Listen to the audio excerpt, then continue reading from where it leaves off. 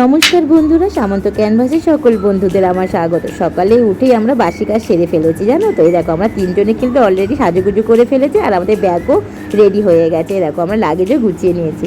আমরা বেরিয়ে পড়েছি তো আমাদের দেশের বাড়িতে যাওয়ার উদ্দেশ্যে, যেহেতু সামনে ভোট, তাই এরকম যাওয়ার আগে আমরা একটা রেস্টুরেন্টে খেয়ে নিলাম আর কি। বেশি কিছু নিইনি, ভাত আর মাছের ঝাল আর সবজি নিয়েছিলাম।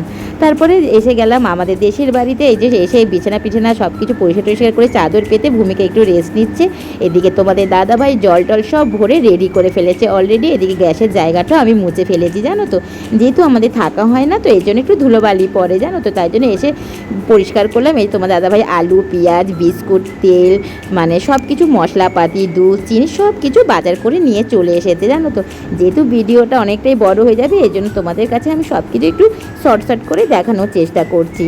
এদিকে তোমাদের দাদাভাই আবার কিছুক্ষণ পরেই দেখি আমাদের জন্য ফুচকা নিয়ে এসেছে, জানো তো। আমরা রেস্ট নিচ্ছিলাম বাড়িতে সব কাজটা সেরে, তারপর দেখলাম তো দাদাভাই ফুচকা নিয়ে এসেছে।